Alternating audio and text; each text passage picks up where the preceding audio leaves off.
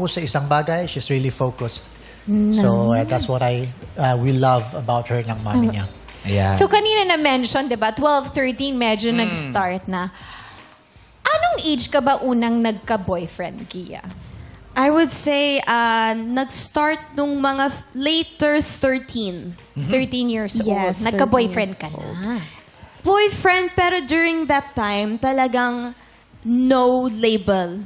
Pero yung pagkasama namin is like as if we had a relationship. So now, as the mature Gia, I would say, yes, nagka-boyfriend. Teka lang. 13 kasi masyadong bata. Di ba Yes, 13? po. Alam ba ni Daddy Paolo yun?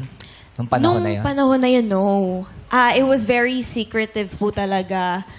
Maingat ako sa mga texts. Simula nung nalaman ni Mom and Dad. Actually, nalaman ni Mom through a dream. Tapos, chinek niya po yung phone ko. Yes, panaginip. Tapos, hinilip niya po yung phone ko. Nakausap sila. And then, they spoke to me parang, alam mo ba, may boyfriend ka na pala. And during that time, medyo naive pa po talaga ako noon. I said, this is not a boyfriend. Wala namang courtship. Masyadong black and white ako noon. Yeah, so that's how it really started. So it was an on and off thing. Kinuha yung phone ko. I was grounded. They gave me like that analog phone. Dahil sa dream yan, ha?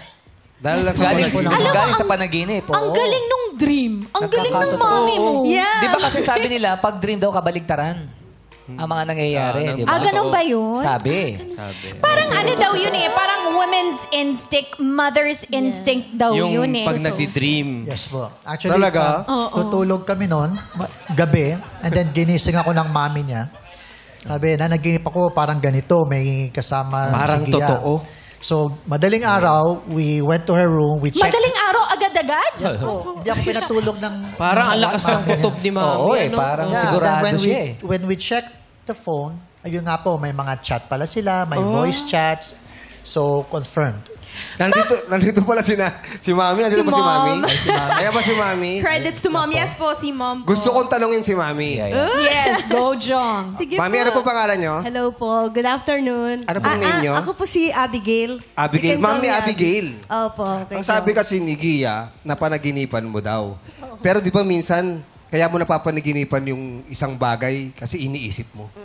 Kaya pagdating sa pagtulog, Conscious. Yun yung ano, yes. Subconscious. iniisip mo ba nung hindi ka pa natutulog, gising ka, na parang may something kay Gia na merong...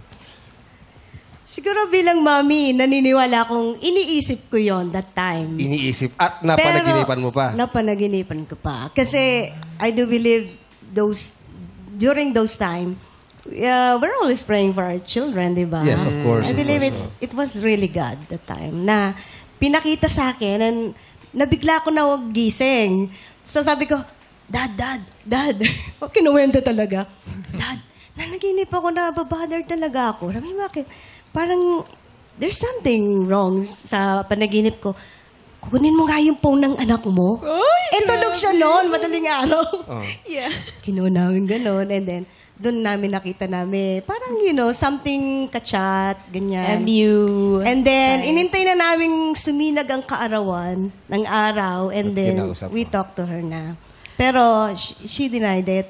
Kasi, sa kanya pala, I just realized or in-understand niya sa amin na wala. Kasi wala namang Friends courtship. Friends lang. Friend.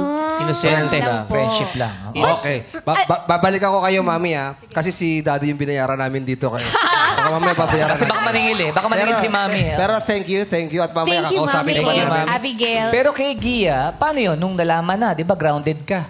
Nasabi mo ba dun kay MU mo na, naku, nahuli ako?